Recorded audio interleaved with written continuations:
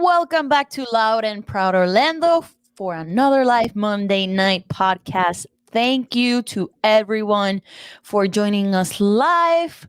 Say hi to John, say hi to Luis, drop your comments below. And Luis, how are you, my friend, tonight?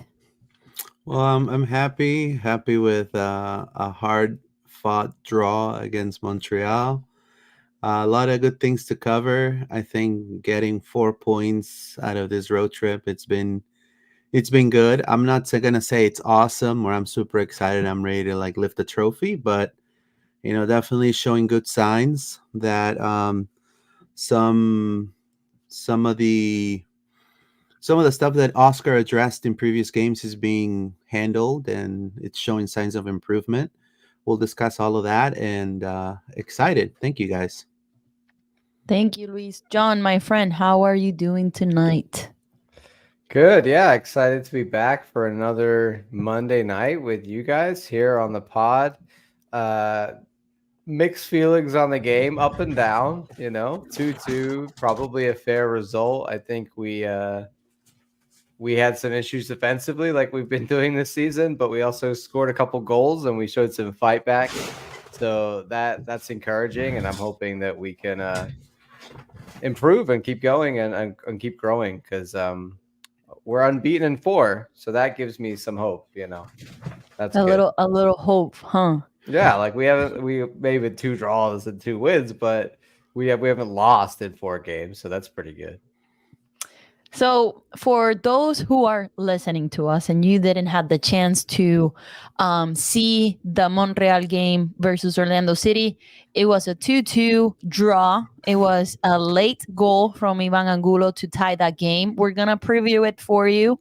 We're going to do some summary if you're kind of lost. So, don't worry, we got you. And then later on we're gonna promote our pods on Thursday. We're gonna do the Toronto preview on Thursday, as we're doing in the couple of past weeks. Also, Pride Pod tomorrow with your favorite host John and Luis. So don't forget about that. So please, please, please, drop us a like, subscribe, so you don't miss any content that we do for you guys. So let's start with Montreal and Orlando City. 2-2 draw. We saw uh we thought that Ojeda was gonna start, right? We were you guys predicted it last week, but we saw Nico as as a number 10. What do you guys think again about that? Ojeda was dropped to the bench again. I was kind of I was kind of mad. I'm gonna tell my feelings. I like Ojeda starting. I, as I shared before, I like Nico coming out from the bench the last 30 minutes of the game. So what do you think about his performance, Luis, and how do you think moving forward Oscar Pareja is gonna put him start in the starting lineup, or Ojeda coming back from the bench? Look, I think Lodero had one of some of the few touches in the Orlando City midfield. But he did a lot. I think he completed, I think, over 90% of his passes. He also had he couldn't connect the ball in some of the crosses. He also had a really good shot from distance. Um, I would say this. I think the strategy for Oscar Pareja was uh, what really killed us on the last game against Montreal was its midfield. And I think what he really wanted to do was have that super sub that has always helped out. So in this game, he said, okay, so let me put Fakwa on the right. Let me put, this is wrong right here. SofaScore got it wrong here. I do want to say SofaScore put Fakwa on the 10. He was not. He was a right wing. Nico was on the 10. And he said, he's going to hold the ball. He's going to probably be a little more difficult with Chanier and Piet. And I think overall it was a very hard fought battle. But in a way, I do agree with you. Sometimes I feel like when Ojeda came in, he completely changed the dynamic in the attack of Orlando City, and you could totally tell the difference. Now, even though Nico had a good first half, I would say that I love what I saw from Ojeda, and I still kind of a little upset that the the goals are not coming from him, right? But I know that once it does, he's gonna go off. But overall, I feel like that's what Oscar wanted to do. He said, you know what, we're going to be playing in a tough stadium, and we're going to go ahead and try to press with Nico, and then I'm gonna just whenever when we up like 1 or 2 goals, I'm gonna go ahead and put Ojeda in. I think that was his thinking, and I think that's what he did. And I don't know if John agrees with me. Yeah, I agree with all of that. I would with Paulo on the sort of like angry a little bit too. I think it's just frustrating because we thought like, okay, this is Ojeda. We got all 3 DPs on the field against Right. DC, and I want to see all 3 DPs on the field again. I do think that Oscar is likely to change the personnel per game, like we've said before, based on like the battles, rival. based on the matchups between the opposition. And yeah, I think in this one he wanted to have someone in the 10 who was a bit more like ball retentive, someone who was able to hold possession a little bit more. And that's why he went for Nico there instead of Facu or Ojeda. But I would have dropped Facu. I would have put Ojeda on the right. And I would, in this scenario, if you're saying I want Nico in the 10, I think it should have been, even though, yes, he got the goal from a penalty, but almost at this point, that's the bare minimum that we're expecting from Facu is goals from penalties. Like outside of that, he didn't do a huge amount. Like Ojeda came on and then got an assist. So yeah, and that's not always, that it's the guy who's getting everything. Like Facu did contribute other stuff as well. I just still think Ojeda seems to be more creative this season. Like he is a guy that I feel like our game steps up when he's on the field. Yeah. So not having him in that starting 11 brings me back to what Paula said. And it was, as I wouldn't say angry per se, but I was very frustrated. I was just a little bit annoyed. I was annoyed for him too, more than anything. Like, what else does this guy like? Apparently, he has to score 3 goals or something, Luis, to get in the lineup. Right. He played. I mean, and another thing I do want to say is, I think Nico Lodeiro was overplayed. I mean, 77 minutes. My God. Yeah, that's too much. And we That's brought too him in, and he didn't have a great game. Like he Right. shows here on Soft Right. Score. Right. Yeah, like This is 6.2 and 6.3 on FotMod FitMod. 6.3, yeah. So it's both sites showing Right. that he had a good first half, and I think that's when Oscar should reevaluate. Now you have to understand, to me, Torres is not playing as a DP, in my opinion. I think he's playing as a good role player, kind of like Angulo, a good role player, somebody that's I think he had some of the most touches in the game. He completed 83% of his passes according to Opta here. But obviously the goals are not there. He got a penalty kick, look, I'm not trying to speculate anything in regards to why he took the penalty. I mean, he's the DP. He has a number 10. He's been scoring most of the penalty kicks for Orlando City right now. He has not missed many. Maybe that's it. I don't think he's missed one, Luis. I think he's No, 100%. he hasn't missed anything. Yeah. Yeah, he's 100. I think remember the time that Kara and he hasn't missed anything. That's what I'm saying. Yeah, like Kara, him, and another guy. I don't remember who was that they were discussing who was gonna take the penalty. Like they were fighting for it.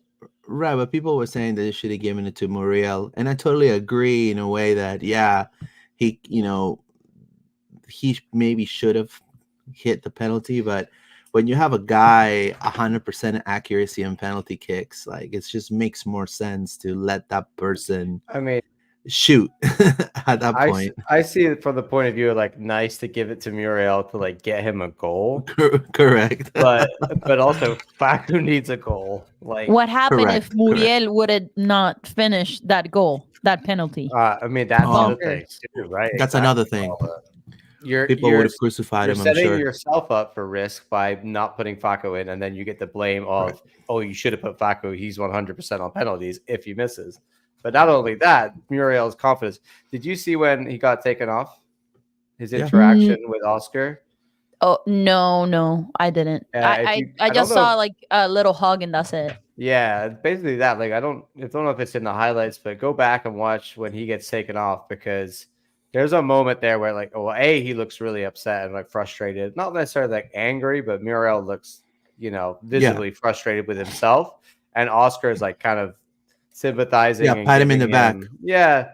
And so Yeah, you could tell that there's tension there around the fact that he Of hasn't scored. course. There's definitely, obviously he knows, Oscar knows, he's frustrated. Yeah. For me, he had a much better game. He didn't finish, but like comparing against other games, this was a little bit better, I mean, he right? earned the no, penalty. He He earned got the that. penalty, right? Yep. But he didn't finish. And I think the connection, I was going to say earlier when you were talking about Nico, Luis, that I think the purpose of bringing Nico is to connect to Muriel, obviously, because he's the number 10. But that can, like, Montreal was dropping 4-4 in the formation. They were not playing three in the back. They were like 4-4, super defensively.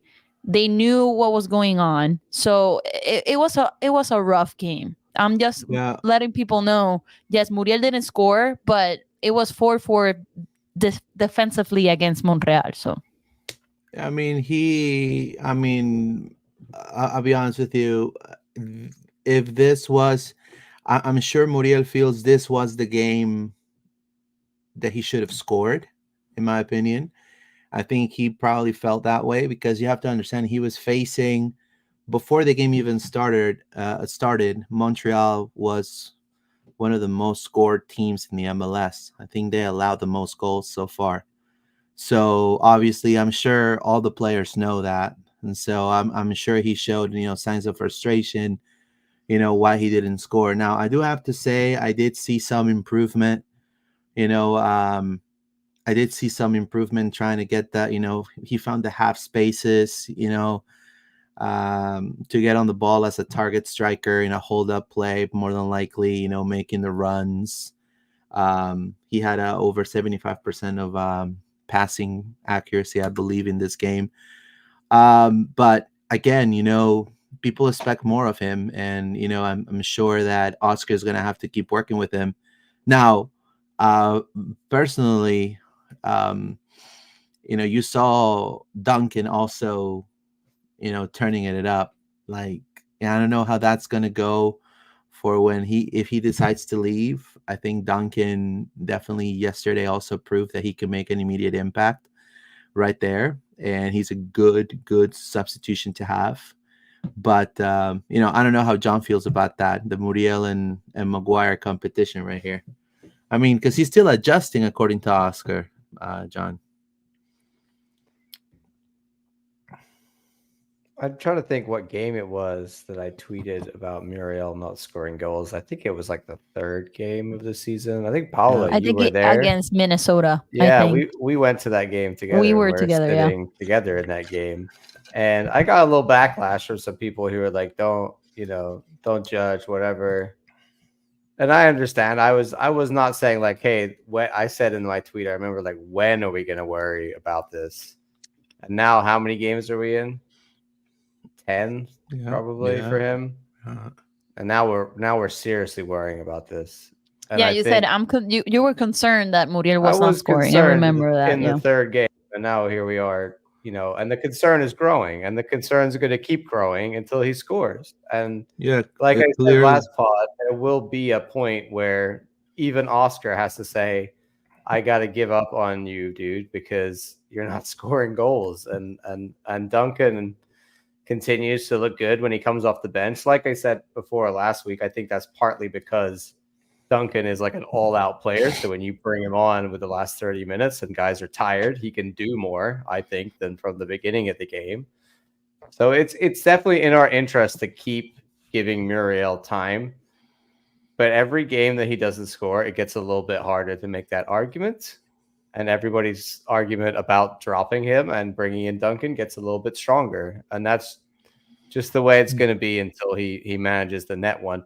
But I'm a little bit frustrated, not because I don't think he can do it. I'm just like, why hasn't it happened for him yet? There's something not right about the way that we're using him or the way that he's connecting with the players. Like, it is growing, but it's taking a lot longer for him to sort of bed in than I would have liked. I think, Or he's honestly, overthinking I don't know what it. it is. I mean, if you look at like David Recolo, I think, he has, like, this game, he didn't have the best game, but I Mhm. think his path to being part of the squad and his gelling period, as it were, has been a lot quicker.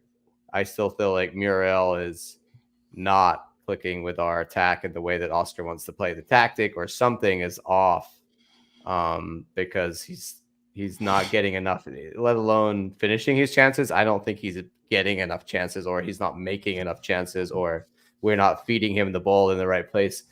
Whatever it is, I'm not seeing enough times when Muriel is able to actually have a shot on goal from a decent position. Do you guys see that too? I Well, can see it. Go ahead, Luis. no, go ahead, Paula. Go ahead. Go ahead. No, I was gonna say I can see it. When Ivan Angulo put a cross to the box, he's not where he's supposed to be. So I don't know if he's overthinking that he needs to drop in as a 10 to help in the mid and then move forward to pass the ball to the wings. I don't know his purpose, but if he wants to score goals, he needs to be inside of the box like Duncan is when he almost scored that. I don't remember if it was a corner kick, and then Wilder passed it to Jansen, and then he almost scored that tie goal because it was before the Ivan Angulo goal. So I don't know if he's overthinking it and surpasses games and he's not scoring. He's getting more frustrated and thinking that he needs to score, but at the same time he needs to be where he's supposed to be when crosses comes in the box.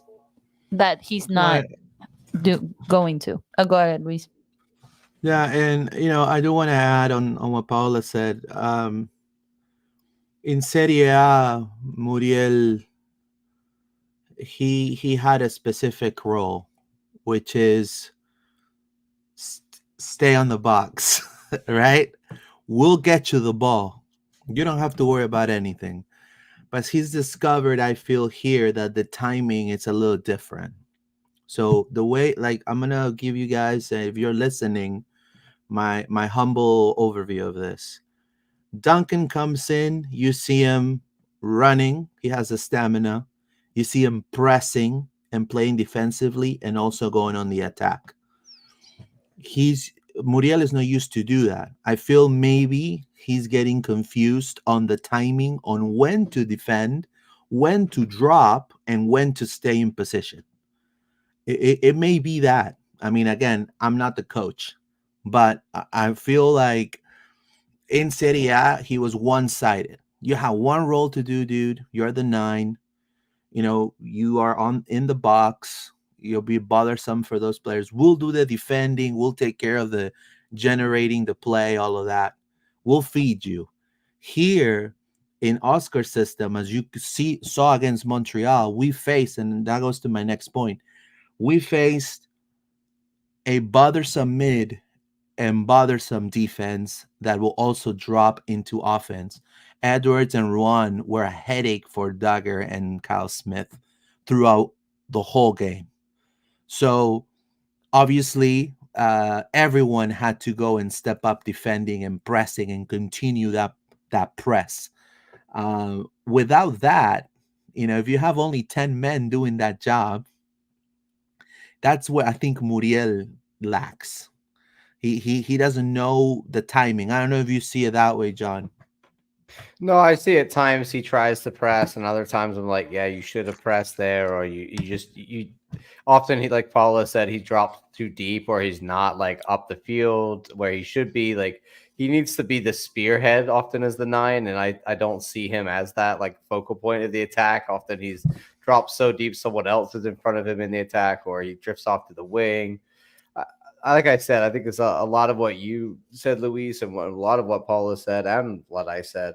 A combination of all of that. It seems he's not clicking in what he's supposed to be doing in our style of offense. Maybe there's an argument to be said that we should change it into the situation like it was in Atlanta and just say, okay, don't try and do these things with you, I and was you gonna say, stay just there. be the nine. Like, I think that was our argument a lot for Kara, was like, oh, Kara's not that kind of forward, right? Kara's a guy who just likes to stay in the box and we should feed him.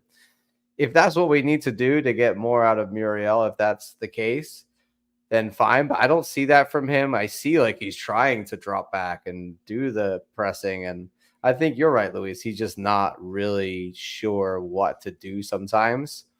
And I think he's frustrated because the way that he wants to play isn't always the way that we're playing. And like he makes passes and then expects the ball back, or like makes a run into the box and it's not where he thinks that the ball should be played to. And often he's a little bit too stationary and like he's like, oh, the ball should come to me instead of me going to the ball. And I understand that, but like the way that we play, that striker moves a lot.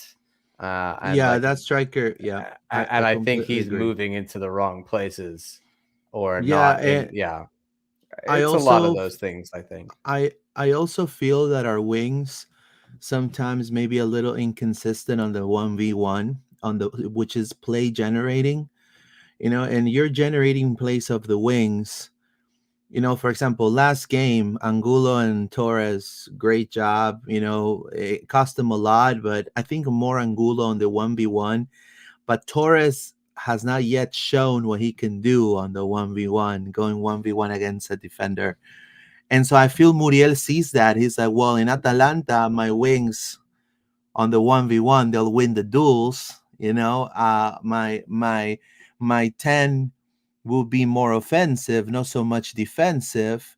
And, so he kind of feels, like I said, the timing, right? Okay, if they're not going to do it, let me do it. So that's why you saw in the first half Muriel going one-on-one with Raheem Edwards, with Waterman, with Campbell, and so I feel maybe that's it. And obviously stamina, you can tell he can only last one half. I mean, I'm sorry, but I feel like he can only last one half right now. Um, I and then here comes Duncan, right? And like, again, I'm not saying Duncan is better than Muriel, but I'm saying here comes Duncan Maguire, and you could see his pace is different, He's right, a John? baby next to Muriel well, too. Like, I think part of what you're saying about Muriel and the way he used to play in Atalanta, yes, it's a tactic, but it's also his actual body and his physicality. He used to be able to beat a guy one-on-one because he had speed. Now he tries to beat a guy one-on-one. He doesn't break away. He just Right. carries on the same He speed. locks. Yeah. There's no burst of pace. Like there's no acceleration out of the 1v1. Like he goes around a guy and it's like, okay, I'm just still here, and you come back and tackle me. So I get it, but I think he needs to learn that he's not that athletic anymore. And I'm a little bit disappointed, honestly, by his overall fitness.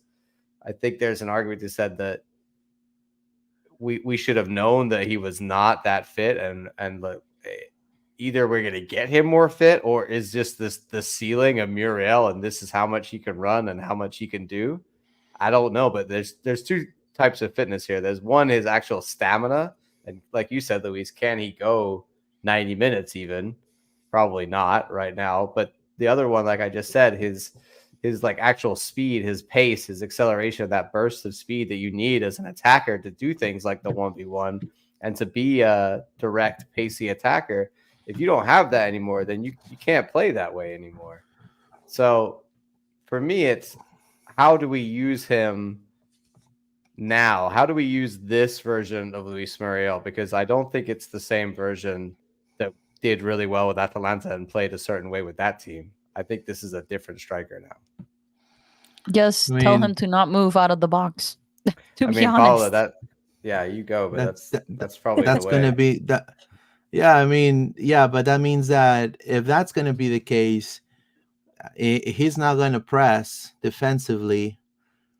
You know what I mean? Because I don't know if you've seen, but when Montreal had the He's got to ball, do some Duncan. press. He can't do no Right, press. right. That's not an He can. option. Right, that's not an option, right? Especially for the league, for what the teams are doing. I think that's not an option. So, I mean, this game he shows some sparks of good things, but the goals are not there, and he's getting frustrated. And I think Oscar needs to definitely control that. Now, I do want to say, to go to the next point, is that this was a very dirty game.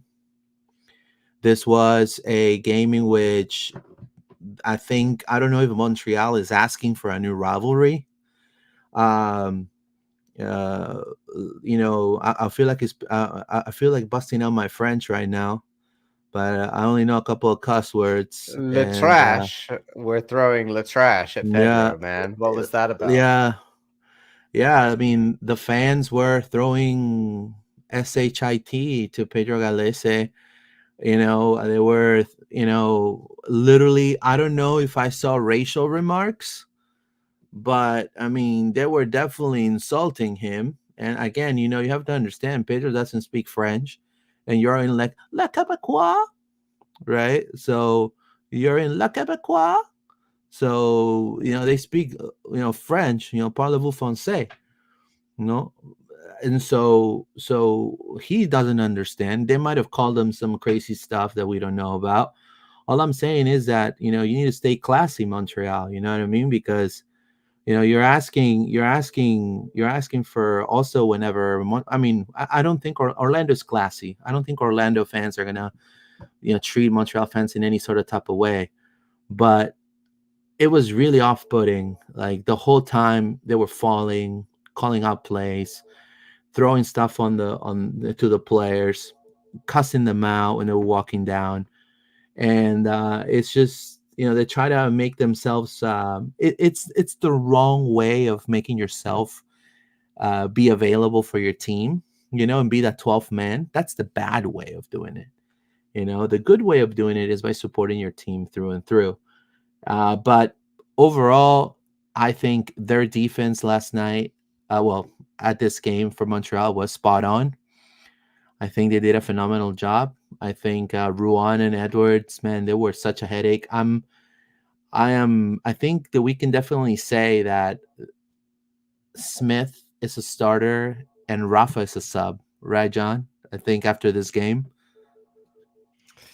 Yeah, I think Kyle Smith, like we've said many times, when you've got Dagger there, you need like the way we play it basically turns into and Angulo drops into that left wing back. Dagger's basically your right wing back, and then we play a three across the back to cover the space better because Cesar is going a little bit further forward to join the attack. Wilder sits as like your six in front of those back three, and that's sort of what we look like when we're in attack. So Kyle Smith does a better job of being that sort of left back that turns into a left center sided center back. And on Hafa, we just can't afford right now. Like you were talking about this last game with Montreal, they're killer wingbacks. If you'd have put Huan against Hafa, I think Hafa would have been smoked a few times. And Kyle Smith didn't do much, but that's because, like you said, he spent the whole time holding it down at left back and dealing, and Angulo came back to help him because of that as well. I think in that scenario, if we'd have had Hafa in there, I think we would have let in more goals than we did. And even Dagger, like he's obviously not the best defensive right back, but he was having to do a lot of work defensively this game, less offensively because of the way that they were attacking with Raheem Edwards down that left side as well. So a difficult game for the fullbacks, like you said, Luis. But definitely, I think Kyle Smith is going to be the preferred guy, and until Oscar feels like maybe Santos has shown him enough that he can be reliable in left back and not leak goals, because we can't leak any more goals right now. Yeah, Nope. I don't know if Paula feels the same way, but like John said, we cannot leak any more goals, and I think Oscar needs to stay consistent with the same back four. Do you agree, Paula? I agree. And if we're gonna do some movement in the summer, I would have been looking in a right back position or left back because Dagger cannot do it all, and then Smith, like sometimes he was cooked in this game, and I don't blame the guy. He has he's old like me. He has run a lot, and even Angulo, like kudos to Angulo, like he was helping Smith as much as he could. So I believe that the team needs to chop around that position for the summer. You never know if we Angulo can pick up something. Angulo said that in the press conference too, that Oscar asked him specifically Yeah, to help out because of yeah. Yeah, that. because Oscar, oh, go ahead. yeah. Oscar asked him to be pretty much told him to sacrifice going forward. I said just be following Ruan, help Kyle. That's all he told him. So I mean, clearly it should have been all Nico and Facu to generate to generate something right there in the attack, literally. But inadvertently, Angulo got the goal. you know, yeah. So not only he did double duty, but he also scored. Well, he got put over to the right side when that happened, right? Left. Or was he just Mhm. moving around? I don't know, but I No, think he got switched. He got yeah, switched. because Ojeda had come in and was Ojeda playing on the right, and then they switched them, I Yep. guess, at some Hmm. point. Yeah, but that's how I ended up Yeah, over there. I guess because he was on the right, he was like, "Hey, I don't have to help Kyle from over here, so I can go forward." I But think for so I most of think the game, he Rafa was was doing in a that great in that game. side. Yes, yeah, Rafa had come in. we have a couple comments here. Christopher Bragdon, Angulo had a great game. His help with Ruan was on point, 110%. I Yeah. think him and Kyle make a really good duo. If they're gonna keep playing this way, I mean, you have to understand. I mean, Raheem Edwards was everywhere. I mean, that battle was Dagger versus Raheem Edwards a whole 90 minutes. It was insane to see Dagger like completely calm and able to withstand what Raheem Edwards was doing. It was fantastic. Christopher Bragdon, Muriel has to start and get comfortable soon. We all know Duncan is leaving, and it's going to happen. Well, we don't know yet. Keeping Duncan a sub allows him minutes and lack of injury. So, I mean, do you agree there, John or Paola? Do you feel Duncan's gonna go? Yeah, I think 100%. He's gonna go. He's He's gonna gone. go.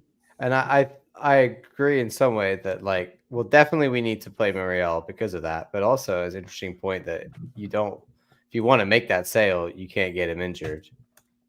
So maybe there's a benefit, to not running him into the ground, even if he is scoring a lot of goals for you. I think honestly, there was a bunch of teams who were interested in the winter, and he's only managed to retain his stock and probably even grow his stock by showing that he's not like a one-hit wonder, that he's still able to do it in the second season.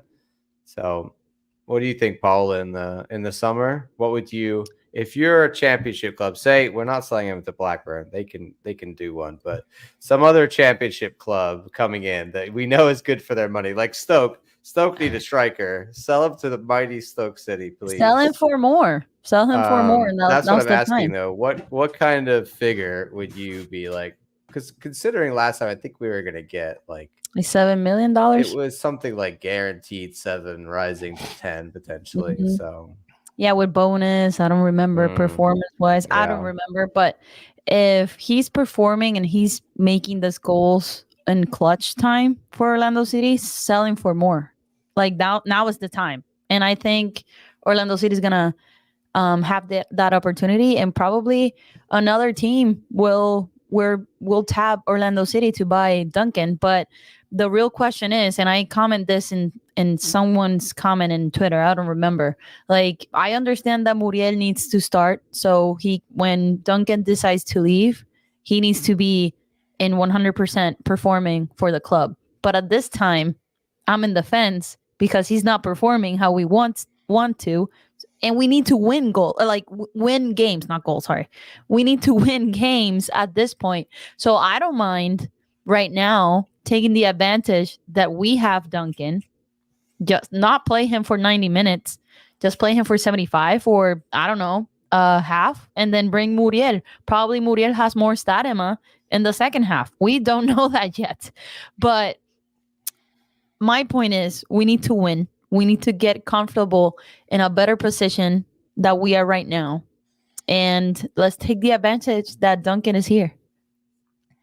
I think it's interesting because we all have different like like points where we get frustrated with different players in different positions, and where we're like It my changes. my line for Muriel, it's like I'll give him a little bit more, right? Like a little I bit more mean, time. But you're already at that point where you're like, I'm done, and I I'm can done. fully understand that, and I think that that's a valid point. But Luis, like you're not there yet, right? You're not so frustrated with Muriel. You want to get him out of the starting lineup just yet. But I'm sure it I will come mean, to a point for everybody. But yes, he's gonna find one goal, and then I think he's gonna score a couple more. I That think will he's be the gonna open gate one, gain. right? He's gonna I gain. hope so. He's gonna gain his confidence, and you know, uh, I do still feel that if his stamina is gonna continue that way, maybe we should do get another backup, striker in the off season. I mean, For where's sure. Ramiro Enrique? That's another I question. mean, Ramiro Enrique is also an option, but I'm talking about, someone that maybe is going to complement Muriel as well. That you can play that 4-4-2 if Oscar wants to do that. But how long did we stuck with Kara? 2 season. A year and a half, right? A year and a half. Yeah, a year and a half. Yeah. The same is going to be with Muriel. No, I don't. I don't think Muriel is going anywhere. I don't think it's I going just think anywhere. like how long, like more of the sub thing for him. And I But think Kara had earlier goals than Muriel at this point, Yeah, right? And yeah, we he had a had this tolerance of patience with Kara. So I don't understand why people have more patience with Muriel. yeah. So it's crazy. It's no, crazy. that's a valid argument too. I think there's any other player who wasn't a DP for like you would probably be like, why are we starting this guy? I think it's because we have big hopes for him. So we're like, please, Yeah, a I little think it bit was the hype. longer. Yeah, and that's It the was thing. the hype. We're hopeful that he'll come good and be good, like when he does come good. So there's like, give him a little bit longer, give him a little bit longer, but there's going to be a point for everybody, and even Oscar. That's the one. That's the one that matters. It doesn't matter when I think it or you or whenever anybody else. It's when Oscar is like, sorry, Muriel, but I'm gonna have to put Duncan in Bench you. because you are not scoring I anything, mean, and that could be this week. It could. We don't I know. mean, Muriel won the penalty for us. That's the positive, right? So hopefully on And, Saturday game he will get a goal. He's like next to having a goal in a game. So let's see. and the way Um, Oscar looked as well, I think, says to me like he's not ready to give up. no, no, for No, sure. no, he's not gonna give up on Muriel. But I do want to say that I feel like he just needs to get his timing a little better, and again, Orlando at least is getting some of the results. Now you have two games at home. I mean, he has to score in at least one of them. I think a goal and an assist at least he needs to have in these next two games. If you see zero plays from Muriel, then yes, I'll say we need to start getting I think some. I like that. I think that's a good. Yeah, I'm gonna use that as my own personal for Muriel. If he doesn't score in these next two games at home, I'm joining the start Duncan train.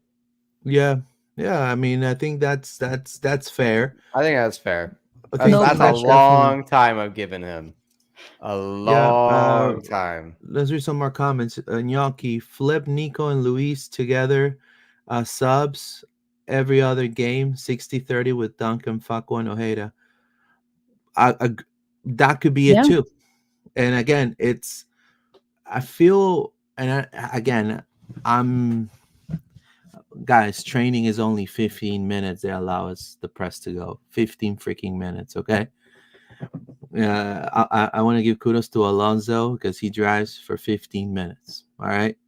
And, but obviously you have to understand there has to be parts of I mean, Profe Pareja said it's all about finding connections. So I think Muriel needs to find that connection. I don't know if it's going to be with Ivan. I don't know if it's going to be with Nico. I don't know if it's going to be with Facu. but those connections needs to like we need to start seeing those connections in Disney's next two home games. We need to see some connections right there, because I mean time is ticking, and we need to win the next two that are coming up. I mean those are must-win games. It's a way for also the fans to kind of look forward, towards the the next part of the season, right? And coming to also facing tough competition after Toronto and after Cincinnati, you have Philly and Inter Miami, right? So you have to understand that. So you have Philly away, and then you have then Inter Miami at home. So I think that's going to be what Oscar needs to be working on. Now, let's read some comments here. If Muriel Jeffreo could cut the carbs, he would start scoring because there was a cross where he could have finished if he was there. It says, there you go. That's the one Pablo was I talking think about. that's the one that I was talking about. That it was a perfect ball from Angulo and crickets. There was nobody there. And your quality drops of exhausting, and Ojeda really needs to be our 10. He's a creative player. Yeah. He was. I think Ojeda needs to start. Clearly. I mean, he's made that clear. But again, I think Oscar, like John was saying earlier, he's trying to find, hey, I'm playing against Toronto. I guarantee you, against Toronto, you're gonna see Martin Ojeda. How much you want to bet? Yeah, I think so. I think so. Yeah, Right? I think you're right. Yeah, that's exactly what's going to happen. So, and then he wanted to play more conservatively away. He wants to play more conservatively away, and he wants to be forward at home, right? Let's talk about the momentum as well, Luis. Sorry to cut you. Go ahead. Finish your thoughts.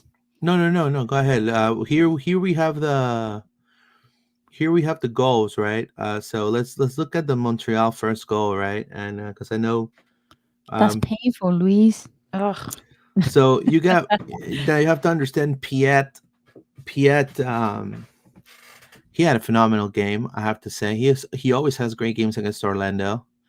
Right there, you see Piet with the vision right there, and obviously it catches our. I mean, they've practiced this. You can tell. I mean, Montreal has practiced this. And maybe this is something that we should be doing too with Muriel, because look what happens. Catches our defense completely back, and then Toye goes, and then Pedro is right there, right? And then that's it. You put a little bit of speed. I have Let to me say ask his you, hairline. Luis, something. Should Pedro stay on the line and not go forward like he did, so he could be in a better position to stop this goal? I mean, so how am I gonna say this? I mean, Galese conceded a couple goals in this game. I really don't feel that. I don't feel some of them were his fault specifically. I think Robin Jansen kept Toye on side. And on the second goal, I think Kyle Smith was caught off guard a little bit, right? But he conceded, I think, 2 goals, and he had 3 saves, out of Montreal 5 shots on target. So, yes, you can definitely make that, would have changed everything if he would have just Again, don't be there.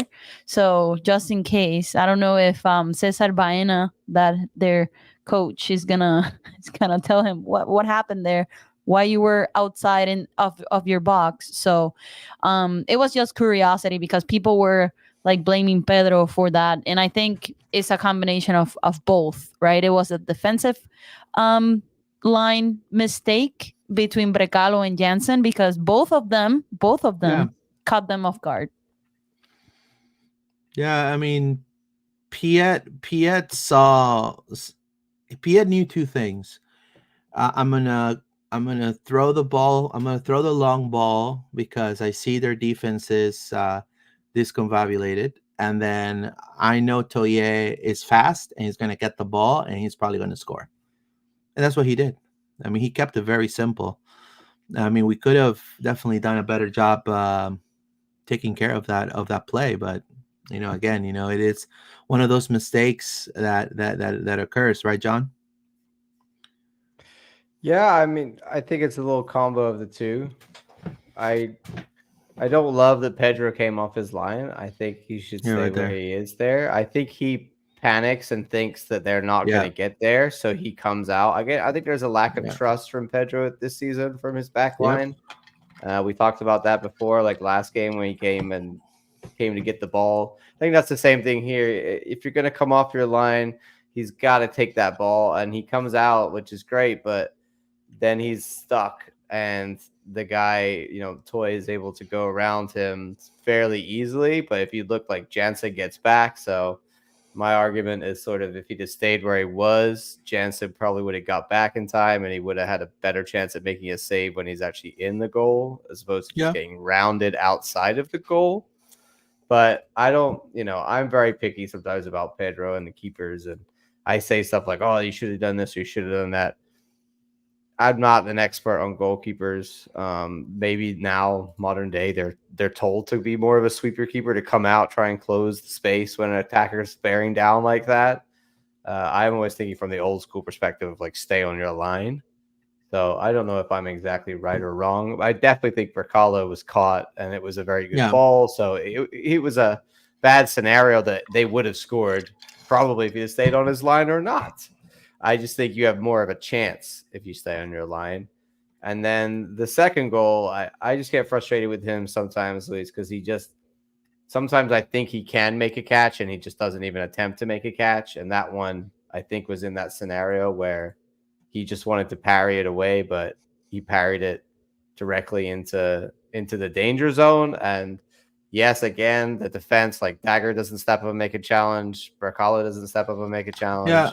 So, and then so on right the back here, post, Kyle right here, is the same sweeping. play. Yeah. Yeah, right here is the same play right here. Yeah. No, it's the next one. Are you talking about the goal? Yeah, but but it's the same. It's the same cross. It's the same. It's pretty much the same. Yeah, same ball. It's the same ball. It's kind of it's the same save. It's just that Jansen got to the ball and cleared it. I felt. My thing is, you know what he's gonna do. You know he's gonna shoot there. He has time to make the catch, Luis. I will not hear the argument that he can't catch this, because he can. He was in the floor. Go again. Put play. I want to see it. I want to see it. I have a feeling that he was trusting that Kyle was going to be there. I have a feeling that in this scenario, the first goal, you said he didn't trust his back line, right? So in this scenario, I think he thought he trusted He's Kyle. Like, I'll put it over here, and Kyle will get it away. Dude, Kyle, you're there, right? You got me, right, bro? So, I mean, then again, we have to see Ibrahim's shot probably also was pretty powerful. Maybe he couldn't catch it. Again, I agree with you. I think he should have caught it. It would have been easier for him just to catch the ball rather than do that. But he felt maybe Kyle was going to be there, and he kind of went with his gut, and he kind of backfired on him. Is he 100% to blame for either of these goals? No. Is he partly to blame for both of these goals? Sure. Yes, that's because he's been exposed, but also sometimes he's making the wrong decision or making errors. So I want to see a good solid game from him. I think that every game there's, like you said, like, he'd make good saves, but then he made some errors as well. So we need him to be the errors Pedro that cost us. Yes, and that's the thing. It's like right now, like you're saying, Paulo, we need points, so we need the Pedro that doesn't make errors and bails us out of games, not the guy who, is part of the reason that we're conceding sometimes. Agreed. I agreed. He could have caught that. Pedro, if you want to be in this pot, just and it's the same thing we talked about Montreal, right, Luis? Like, even for you, there's going to be a point, even for you, where Pedro, I know you're like, no, don't drop him, but if he makes mistakes all season, is that acceptable? I don't think so. No, it's not acceptable, but I mean, it's also, I feel sometimes people are overly too harsh. I think the people are That's overly too fair. harsh. I think, we need to fix our scoring first. Yes, he can definitely work Touche. on his I think on that's his the thing. goalkeeping. We need to go maybe, and you have to understand we have sometimes a fan base, and I know people are not gonna like it when I say this, that they nitpick of a verb. When I use the word clobbered for the pride, I got thousands of comments saying, "Why you use clobbered if they won only 1-0?" When you have a fan base that just takes care of just nitpicks over one verb, like one word that you used on a post on Facebook. Like, come on, man. Like, let's get real here. Why don't you go to the stadium and pack it up? I think that's what supporters should be doing. Now, and it comes to Galese, I feel like sometimes it's just like they're trying to find someone to blame because we are not scoring any goals. I think if we will be scoring goals and we will be closing on games, Galese wouldn't even come in the equation. People are gonna say, yeah, the goals happen. What else are you gonna put on Pedro? I guarantee you, if Orlando would have won this game 3-2, no one would be talking about Galese and the goals. I think We wouldn't talking about an Orlando win. I agree that he's, we like to point out like, oh, is this guy or that guy, but also I want to give Pedro the benefit of the doubt, like you Yeah. said, because right now the back line is not performing. So it's like we need a good, solid performance from everybody in the back line and from Pedro at the same time. If the defense is doing really, really well and he's still making errors, that'll be clear that it's him. Right now, it's like, okay, it's a combination of things, and we just need to make sure that we're, as a team, figuring it out. But he's part of that too. So Automatically their mindset changes, and it's not supposed to be like that. Like, we don't, like, I don't know. I don't know if you see this, like myself, John and Luis. Like, every time we get scored first, we change, like, okay, we need to score now. Like, I don't know why they have that mentality. Do you notice that? I don't know if I'm the only one. I don't know, Luis, if you noticed that or not. No, Or it's yeah. I mean, it's Orlando. Just, I mean, I think they're demonstrating they love to come from behind. I think their attitude. They're failing to find their first, the first goal, but they're showing that they're pushing to to close in the game and at least attempt a draw. But you have to understand, yeah, that and I look, the attitude and the professionalism of the players is spot on, and Oscar always highlights it in every single in every single press conference. But I think people want to see wins, right? yep. And so, yes, we love the resilience. We love what we're seeing. I think, but we need to, we need to bag the result. We need to put the result in a nice box and wrap it up, and and that's it, right? And you know, right. I guarantee you, if we tie the next two games, I mean, it's going to be like an outrage, Hmm. and because I think we could do better. But then again, you have a Toronto coming up, um, doing much better than last season, and you have Cincinnati, that it's, supporting Shield winners, I think the last season as well. So, you know, I think it all has to do with the scoring, but we're coming from behind. We show the resilience, we show the, good, good chances, but I feel people want just to see wins, right, John? well, I think this game we pretty much deserved to get the draw. Like Yeah, we yeah, put ourselves in a hole because we didn't defend super well, but like it's great to see that we come back like we did against DC and we show that resilience. I think that's good. I love that, but I just want to stop, like Dagger was saying before in that press conference after DC, is stop getting ourselves into early goals. And what do we do here again?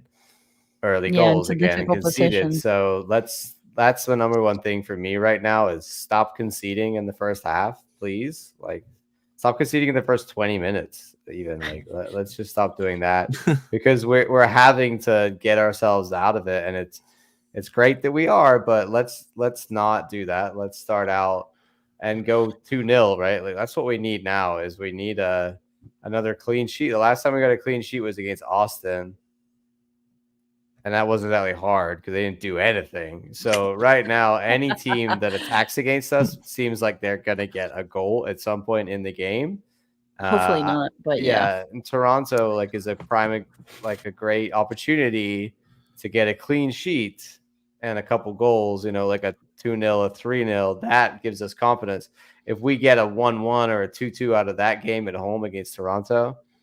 Yeah, it's just more of the same, and I think there's a great that we haven't lost in 4, but we still need to improve. We're kind wholeheartedly. We're stagnating, right? We need to go back to be protagonists, John. Yeah. Last season we were protagonists. We need to be back to be. There's a big difference between Orlando City last year and Orlando City this year. I think that we're missing that edge of being the protagonist of the game. And I think what really made a difference was we scored, like Paula said, we scored first, and we controlled the pace of the game, and we had the proper players in the proper places. Playing 7 out of 10, nothing below a 7. But everybody was 7 out of 10, 8 out of 10, 10 out of 10 in most games. So that created inadvertently cohesiveness, cohesiveness. Sorry, that created also them to work collectively better, and also people will find, okay, so this Orlando City has an idea of what they're doing, right? And so you saw them winning more at that point. That's when we went into, the Road Warriors are back. Now, I am not ready to say, because you have to understand, I understand this was a great result, a draw. 4 points out of being away for 2 games is a great result.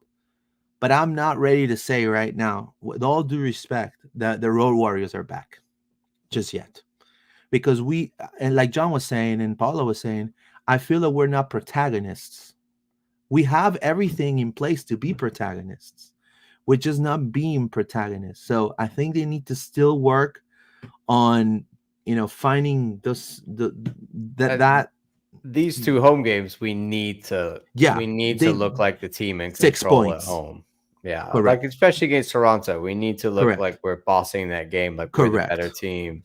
Cincy would be more difficult to do that, but still at home, anytime we're at home, and especially because we're such a possession team, like Oscar's always a possession tactic. So at home, we should be even more possessing of the ball. That doesn't mean we don't create chances. That just means that most of the time we occupy the ball. I think sometimes in the past we've seen that we spend too much time occupying the ball and not enough time actually being aggressive. And that's how we get with these home 1-1s, like against New York, like the Red Bulls, a prime example that we weren't, I think, aggressive enough to go and get that second goal. So I want to see that against Toronto. Luis, you want to read a few more comments? Colin OCSC. I watch Philly transition and see 6 players moving at the same pace towards the box.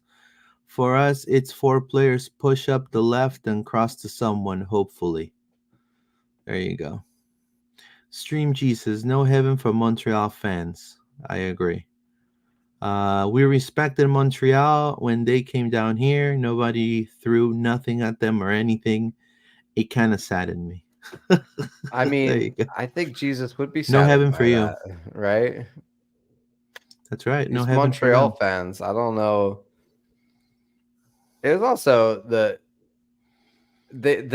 ref was like came over, pointed it out, and was just like make an announcement. Yeah, like, I don't know. And then you hear the like French announcement of like don't throw shit at Pedro, and then I'm pretty sure they continue to do it after. They continue to do it. So Like what? They did. They did. Where's the It's punishment for Montreal for the fact that their fans threw stuff at our player? Nothing. all I'm Maybe saying there will is be some action taken, but it is, and I know people are not going to like what I'm going to say, but it's suspect. I mean, I saw I saw them on Apple TV, their faces. I don't know whether they were yelling, but I mean, Pedro is a black Latino, and it kind of looked like suspect. Would it That's suspend all. the That's game? all. That's all I'm gonna keep it at. It looks suspect, and so I it's a thought little. the Canadians were a little classy. I know the French have no class, but I thought the Canadians maybe. So There you go. We learned something today. look, I'm Englishman. All right, we always gotta, There you go. we gotta jab at the French. Always. It's 100 years, man. You guys Don't been going at it. 100-year war, man. thousands of Yeah. years of hatred Yep. between the English and French. Christopher Bragdon says Montreal kept the ball forward in the second half. Not a lot of backwards passes, so the press wasn't able to set up. There you go. Yeah, I mean, they are figuring it out how to play us. I think in this game, especially in the second half, I think they were the better team. In the first half, I think it was Orlando City not taking advantage of some of their chances, Muriel not getting to some of the crosses, but in the second half, I think they could have gone up on the score, and then we would have we would have come back to Orlando with our tail behind our, crying, cry me a river, right? So I agree. You think a draw is? I mean, I would have been delighted with a win. I think a draw is a pretty good result away at Montreal. I mean, it's better than losing because I thought that we were not gonna win anything. I agree. So I will take the point. I will take the draw. Especially after they throw all that stuff, right? I would take all those fans out, like the entire section. Bye. Take them out and then continue to play, because it was not once, it was not twice, it was like 3 times that I saw that Pedro was complaining. And well, I think Waterman should have been sent off as well. Oh yeah, for sure. He had several bad tackles, and the ref just he had a yellow. It was already on a yellow. Did a couple more fouls, and the ref just called the You know fouls, what's the didn't worst? give him another yellow.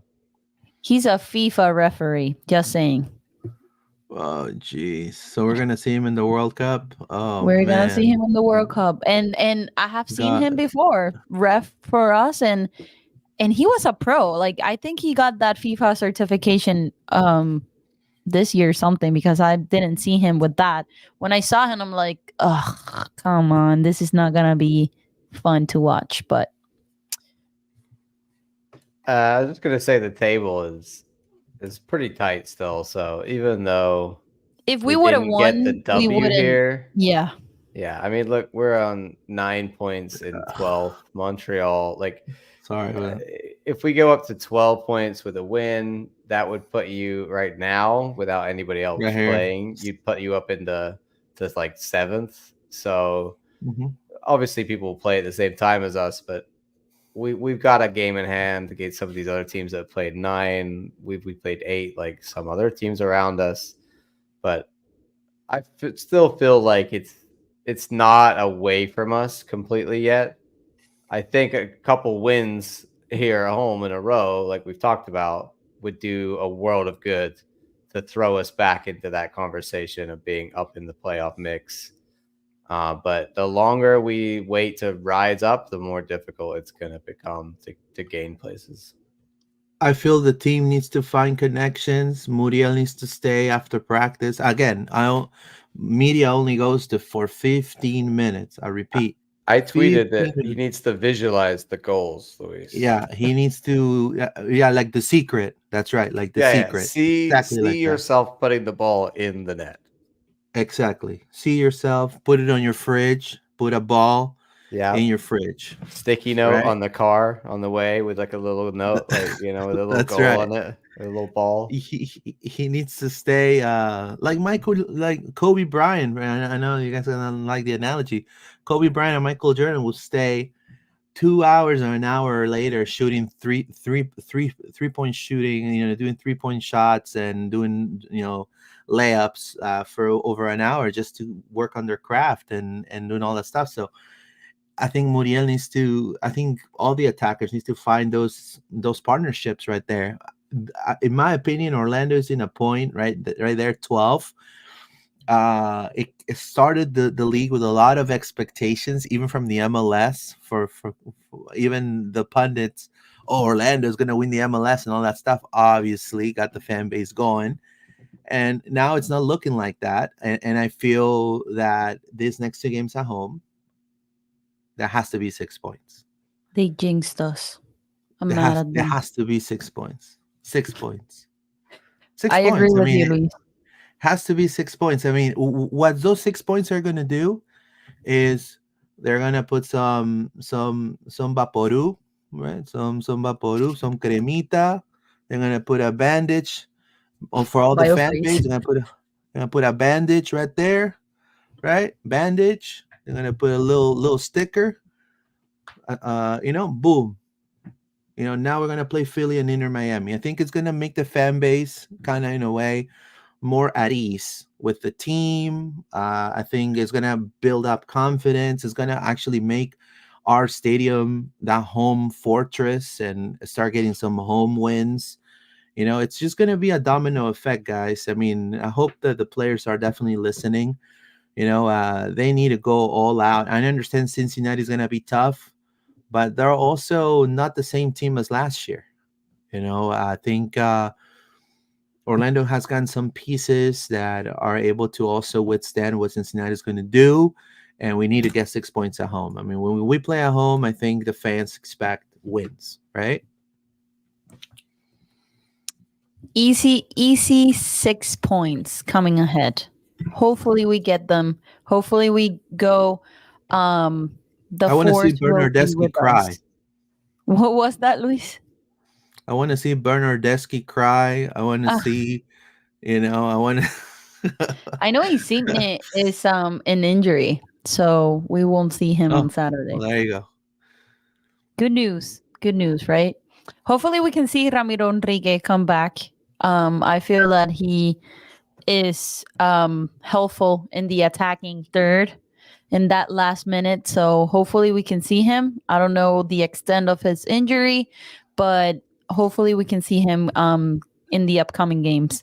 Go ahead, Luis, with that comment. Stream Jesus. They need to they need to use some holy water. Senor Pineda, Mr. Pineda, they need to do some holy throws. Look, We need to bring Stream Jesus to practice for the we 15 need to minutes so he can bring sage all the players with Exactly. holy bring water. bring a priest, bring a rabbi, bring from every religion. Bring him up. Or Just- be in the wall with a sign. That's right. Stream Jesus is following you guys. Right, that's right. Look, In the game. Jesus is a City fan.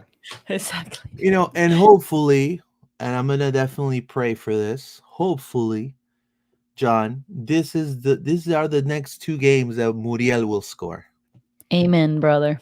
I mean, this is two back-to-back home games. I mean, we're getting so deep into the Toronto. I don't know what we're going to talk about on Thursday, but Yeah. this is two back-to-back home games, Saturday to Saturday, 7:30 to 7:30, a week apart.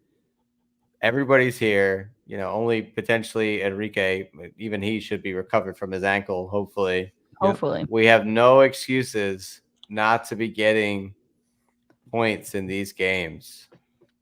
These are must wins. Luis has said These it. are Like, must wins. these are Toronto. Yes, 100%. Like if we get 4 out of 6, that's a bare minimum. 3 out of 6 points. That's 3 that's out like of 6 points is passing. disappointing. I mean, that's like passing with a D. Yeah. If we get 4 points at this point, I mean, we are. I mean, you have to understand. I mean, I know people are saying no, but look, I'm very positive. I think I've proven that the past 2 years that this pod is out and about.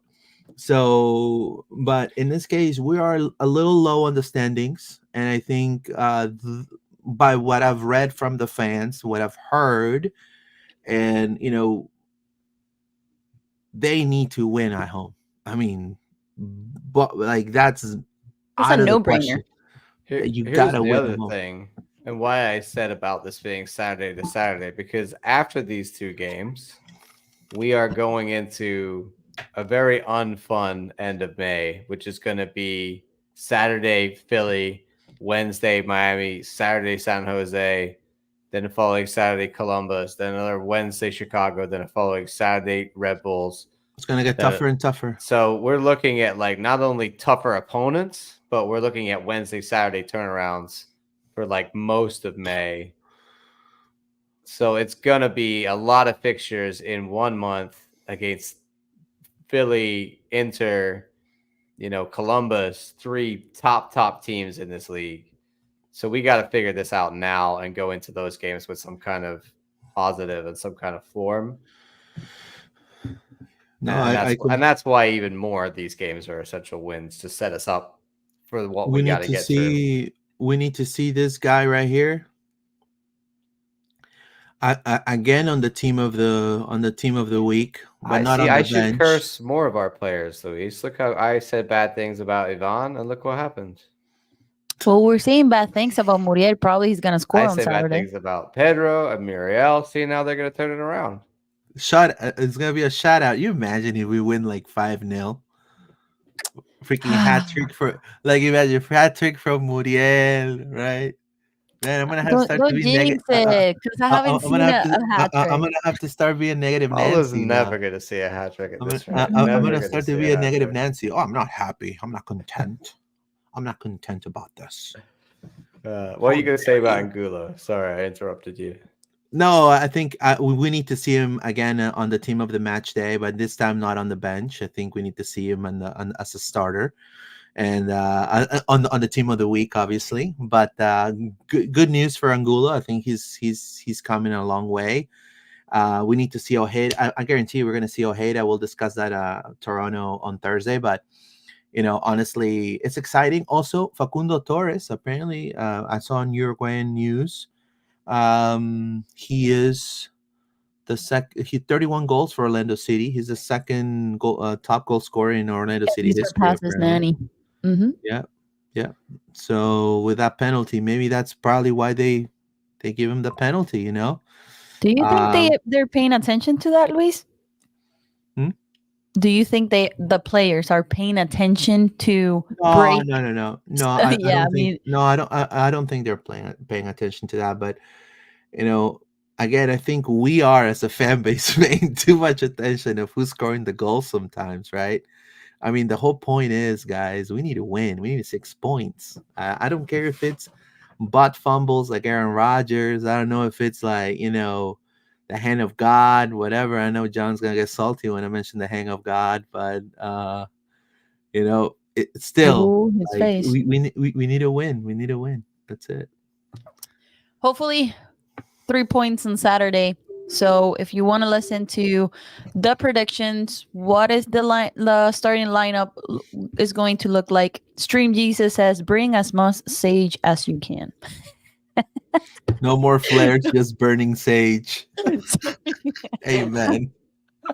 It'll smell better at the wall. Smell a lot better at the wall if you do that. That's right. Less armpit, more sage. Oh Lord, this comment made my night. But anyways, listen to our pod on Thursday.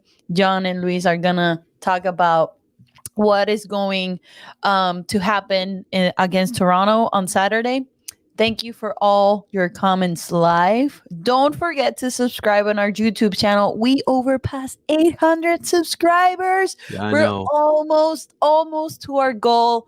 So please, if you haven't subscribed, click that subscribe button and that notification bell so you can have those notifications every time that we upload content. Not only upload our podcast. Luis does a tremendous job of putting the after the press conference after the games and interviews the players and interviews for Oscar Pareja. So if you haven't seen that, go to our YouTube channel and listen to those press conferences after each game. Um, for all of you who are listening later, follow us in Apple Music, on Spotify. Give us a follow and a 5-star rating, please. Follow our LPO social media, Twitter at LPO underscore podcast, and Instagram as well. TikTok, same username, LPO underscore podcast. Facebook at Loud and Proud Orlando. We also run another Facebook group called Orlando City SC MLS Informed Discussion Group. So follow us. I know that I said a lot of usernames and follow us and everything, but don't forget at LPO underscore podcast. Luis, do you want to share your social media so you can get follows? Yeah, I know. Yeah, follow me on X at Pineda underscore ORL, or you can follow also my Spanish outlet called Ladra el Fútbol. Check us out and drop us a thumbs up. And John. I don't have a Spanish outlet. I'm just John Rollins OCSC. It's all habla inglés. No, like, Lo siento. for me is at Lola underscore Pau Oh, 13. And for our Spanish content, now you can put it, Luis, sorry. Tiro de Esquina OC on Twitter and Tiro de Esquina podcast on YouTube. So follow us for any Spanish content. And don't forget, Tuesday is for the Pride. So every Tuesday night at 7 p.m., John and Luis will talk about the Pride. And after games too, in Twitter, they talk about Pride Talk. So if you want to listen to them after each game, you can hop on in Twitter, hop on that space, and listen to their commentary after each game. so we are 804 subscribers. Thank you so much. We gained 1 subscriber today as well on this stream. Tomorrow the Pride Pod. It's the name of the title of the pod is Clovering Time. Orlando Pride's huge win versus San Diego. A new contender arises. So we'll be talking about this Pride that is definitely killing it. And clobbering means to hit hard, guys. So they hit hard, San Diego. And we'll discuss more on that tomorrow at 7:30. No, at 7 p.m. 7 p.m. 7 tomorrow. p.m. 7 p.m. You got it. Yeah. Right, Well, John. Yeah, exciting stuff. Thank you I for need being to buy here. that jersey, the Pride jersey. Oh, Paula, I got the new Pride orange T-shirt. That's really cool. I put it on my. I'll have to send you a picture, but Send me a picture, that please. one. Oh, and I got your patch. Whoa, I got Wait. my patch. I got Paula my Pride got patch. the Pride orange, like the little walking orange. Oh, with Pride the flag. oh, that's I'm awesome. gonna put it in my backpack, on my work backpack, so everybody can see it. So I'm So looking you're all forward for it. sorted Pride verse. You're ready to I go. need to get that orange jersey. So I look like an orange. You know what? It's growing on me, and that's not a pun. It's like it's actually John, growing on me. Right. That's what John. I'm saying. I'm starting to like it more and more. I still don't think I'll buy one because I don't think it'll look good on me. But I like You have to I try like it. looking at the players wearing it while they play. It's I nice, think yeah. They look good. They look good in it. I think I'm Yeah. gonna buy it. But anyways, one more thing before we leave. What do we say? Vamos, Vamos, Orlando! Orlando! Take care, guys. Have a good one. Bye.